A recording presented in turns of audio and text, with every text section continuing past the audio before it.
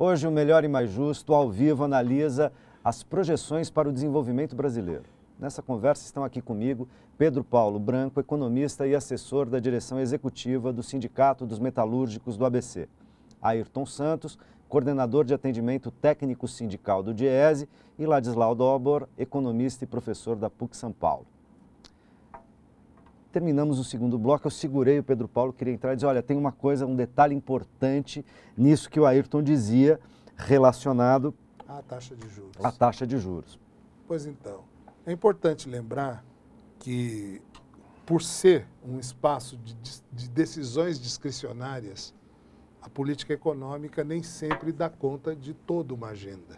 Então você faz escolhas, algumas são dramáticas.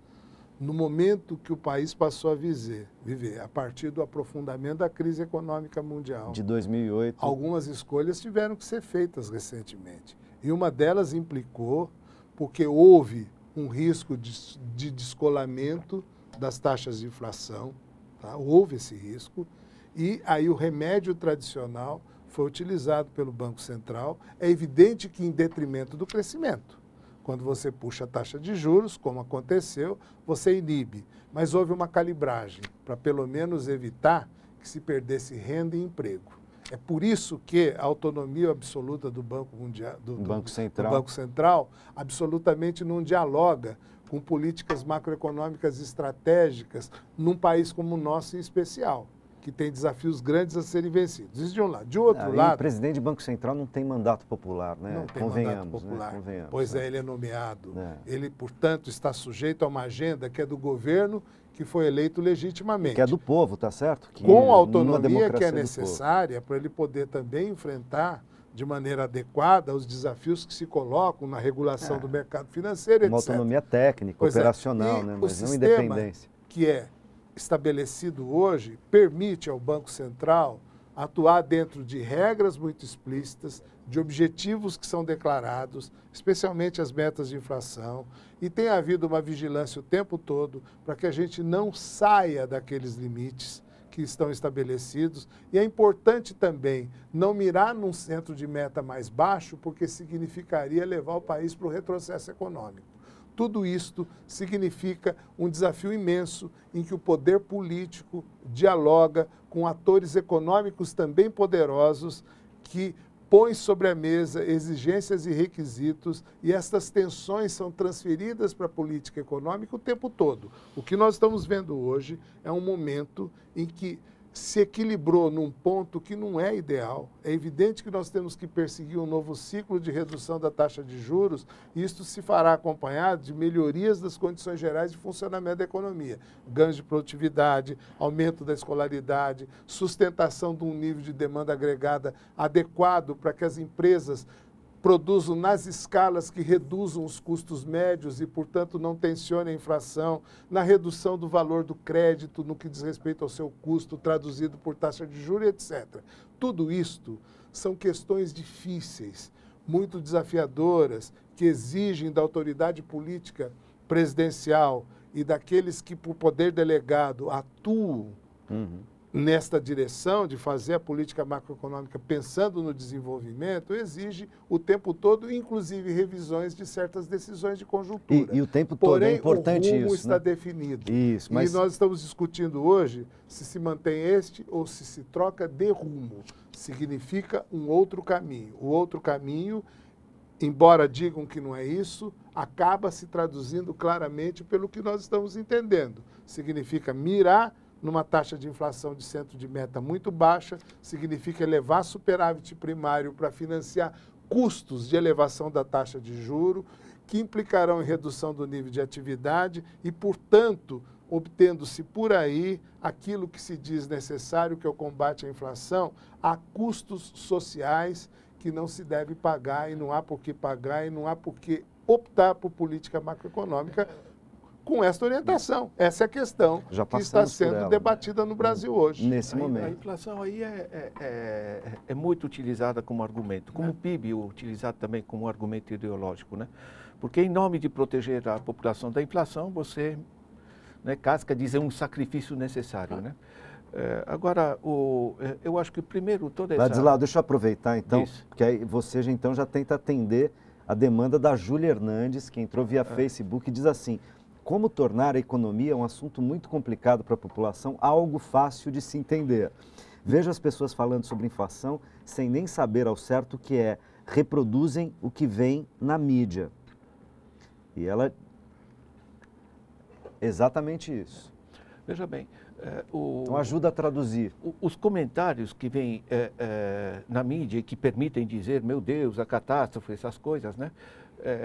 Eles ouvem regularmente os economistas que estão vinculados às instituições financeiras, que estão interessados, digamos, em elevação da taxa Selic, né? Elevação enfim, a financiarização, essa esterilização da poupança, que é levar o dinheiro para sistemas especulativos financeiros e não para a economia real. O fato é que, com 97% dos domicílios do país tendo televisão, com um pouco de decência por parte da mídia, de não só escutar os grupos financeiros, né, poderia-se realmente gerar uma cultura de compreensão da economia. A gente trabalha isso na PUC, né? Eu trabalho isso em muitas palestras, com o meu site também, que disponibiliza esse tipo de textos, que a gente tem que ultrapassar uma situação. Veja bem, o dinheiro é um elemento estruturante fundamental da sociedade. Provavelmente nenhum de nós, a não ser que faça economia, jamais teve uma aula de economia, certo? Jamais teve uma aula sobre como funciona o dinheiro. É curioso isso, né? A gente estudou na Carlota Joaquim, essas coisas importantes, tá? Mas enfim, né? Então, realmente, eu acho que a pergunta dela é muito forte. Por que não há um sistema de explicitação dos mecanismos econômicos para a população? Por que a mídia foge disso? Porque a mídia está interessada em defender determinado grupo de interesse, né? É a pergunta da Júlia Hernandes. Da Júlia. Agora, eu acho que é muito importante ver, primeiro, que a gente não pode raciocinar em economia assim, como é que teve setembro, como é que teve agosto e tal. Quer dizer, nós temos que...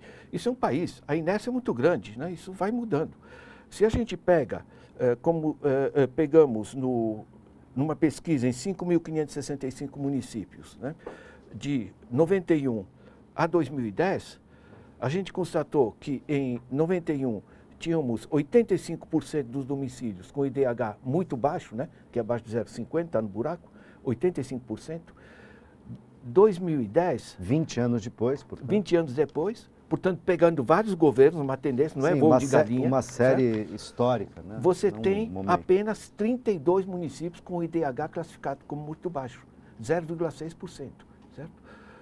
Nós passamos em 91, apenas 13% dos jovens de 18 a 20 anos tinham o secundário completo.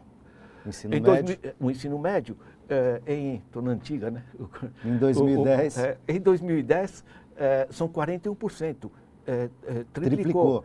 A esperança de vida ao nascer, que era de 65 anos em 91, ela atinge em 2012 76 anos. Quer dizer, nós ganhamos mais de 10 anos de vida, entende? Tem gente que tem 10 anos de vida a mais para dizer como está ruim o sistema, entende? Então, de sobrecarga para os sistemas também, especialmente agora, veja bem, de saúde. Veja bem, tem uma contradição nessa melhora. A gente lê o negócio, eu como trabalho com organismos internacionais, sou consultor da ONU e tal, o pessoal fica indignado, entende? Porque a gente vê essas cifras. Saiu na FAO agora, né? Tirou-se o Brasil da lista dos países com fome. É uma gigantesca vitória, né? Sair dessa vergonha de um país tão rico ter tanta fome, né? O indicador de progresso social, né, de Harvard, que eu mencionei, certo? Coloca o Brasil em certas áreas, como saúde, por exemplo, estamos quase pau a pau com os Estados Unidos hoje, certo? Apesar de eles gastarem muito mais per capita, num sistema que é muito irracional, né?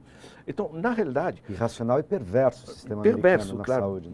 Né? Agora, por exemplo, saíram o indicador de desenvolvimento sustentável, né? Nós estamos muito bem no quadro do IBGE, um excelente estudo, são basicamente 60 indicadores. nós reduzimos o desmatamento da Amazônia de 28 mil quilômetros quadrados em 2002, né? Passamos para 5 mil. Né? Continua um desastre, é muito ruim. Sim, ainda é ruim. Mas é uma vitória gigantesca. E meio ambiente não é só floresta, passarinho, essa coisa. O fato da Minha Casa Minha Vida, milhões de pessoas passarem a viver de maneira decente, isso é meio ambiente. Ter acesso a esgoto, outra área onde temos... Eu digo tudo isso porque, para mim, a convicção é a seguinte: ao mesmo tempo nós temos um imenso avanço, e em cada um a gente nota a que ponto a gente tem que avançar mais. Então, as pessoas das velhas direitas dizer, não, pronto, distribui para os pobres, agora estão bem, agora pronto, agora é para nós. Agora chega, vamos parar com isso. Nós temos um imenso caminho a passar, a avançar. E Ayrton, você vai dizer, eu vou pedir a gentileza que você incorpore na sua fala a resposta ao Carlos Ferrari, que faz a seguinte pergunta: qual o impacto na vida do trabalhador comum assalariado ganhando um ou outro projeto daqueles que estão em disputa nesta eleição? Belíssima pergunta. O cara entendeu. Olha, faz toda a diferença do mundo. Toda a diferença do mundo. Ele tem emprego, ele tem carteira assinada, ele tem assistência médica pelo SUS, ele tem escola para o filho dele, ele tem certa garantia que ele vai continuar empregado, ele tem garantia que você tem um governo preocupado com as questões sociais. Efetivamente comprometido. E com os de baixo, assalariados mais pobres. Então, essa certeza, se continuar esse projeto, ele tem. A outra não, a outra é como já foi dito aqui na mesa. São os chamados ajustes, que são necessários para pôr a contabilidade interna e externa. Não, inclusive os tais ajustes microeconômicos. Agora, o Pedro Paulo estava falando, teve antes da gente, acho que... Na Grécia. Na Grécia. A Grécia, qual é o ajuste da Grécia? É um ajuste para sanear o Estado, e o Estado, para ser saneado, ele mexe nos direitos trabalhistas, nas conquistas, e para se tornar esse saneamento é para equilibrar as finanças dele, né? Para continuar o quê? Pagando a dívida que ele contraiu com os bancos. Ou seja, também lá, para proteger... o argumento não é esse. Sim, o argumento utilizado é outro. Mas por trás está isso. Eu garanto o saneamento econômico, eu me equilibro para pagar minha conta. Mas não minha conta social. A conta que eu devo para os bancos. Para eu continuar acreditado na comunidade internacional. Podemos dar um número, que é uma referência importante. No caso da Grécia, e não é diferente com Portugal, com Espanha, que patina na melhoria, está um pouquinho melhor, mas ali embaixo ainda, profundamente. Na periferia ali. Pois é, a partir de uma base muito ruim, está bem melhorando, mas a partir de uma base muito ruim. Os rendimentos médios reais foram derrubados em 40%. Que não é o mole, emprego se elevou a taxas de desemprego que para jovens bordeja os 40%. Né?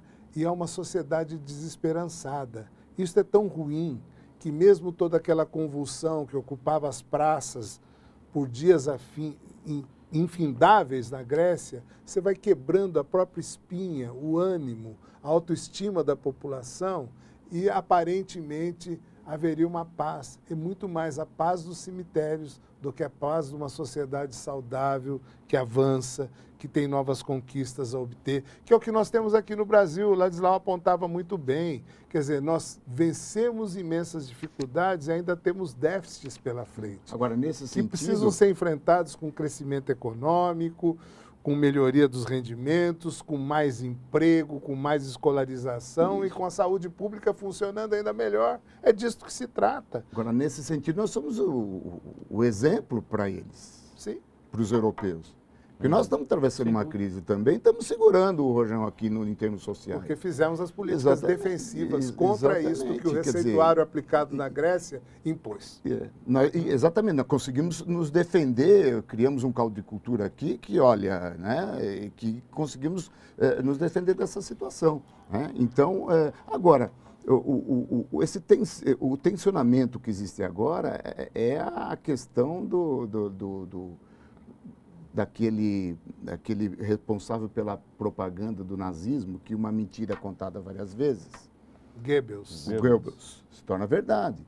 É isso. Se martela tanto, né? Eu vi na capa de uma revista dessa semana, né, dessa grande circulação, não a maior, mas uma delas, estava lá um dragão desenhado e dizendo que o monstro está solto. E embaixo o desemprego. Aí vem a taxa de desemprego. Do mês. 4,9. Quer dizer, o que é realidade? O que é realidade, 4,9, e o que estava estampado naquela revista. Ou seja, está claro que eles querem dizer algo que não existe, mas repetidamente, né, e de uma forma que as pessoas acabam acreditando no que vê na televisão e às vezes desacreditando da realidade da vida deles. Mas isso não dura muito tempo. Eu acho que está começando algo... Esse embate foi bom.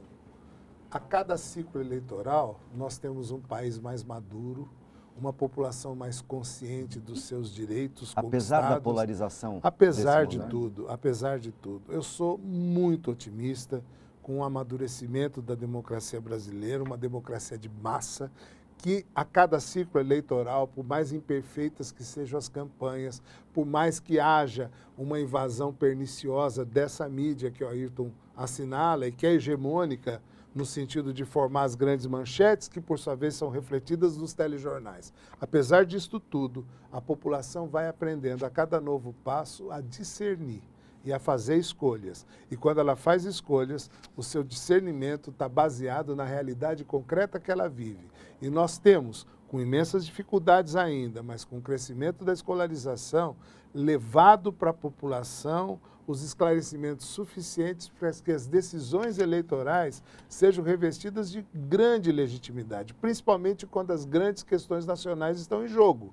Porque, neste caso, este ciclo tem durado o que precisa durar e, para permanecer, ele tem buscado uma nova legitimação eleitoral que deverá ser conquistada outra vez, porque os passos continuarão sendo dados. E os trabalhadores, em especial, e todos aqueles que foram incluídos e que ainda têm uma inclusão vulnerável, sabem da necessidade disto se manter. E sabem que essas políticas defensivas os protegeram de maneira concreta. Foram porque está aí o necessárias. emprego, está aí a renda. Eu agradeço muitíssimo, a gente podia continuar conversando e essa conversa terá que continuar ao longo dos próximos dias, meses e anos no Brasil. Agradeço também a você que nos acompanhou até aqui no Melhor e Mais Justo, um lugar para a gente pensar temas relevantes para o país, ajudando a despertar o desejo de participar nas mudanças políticas, econômicas e sociais que tocam diretamente a nossa vida individual e coletiva num momento tão decisivo para o Brasil. A gente se encontra na próxima semana ou a qualquer momento pela internet. Um forte abraço.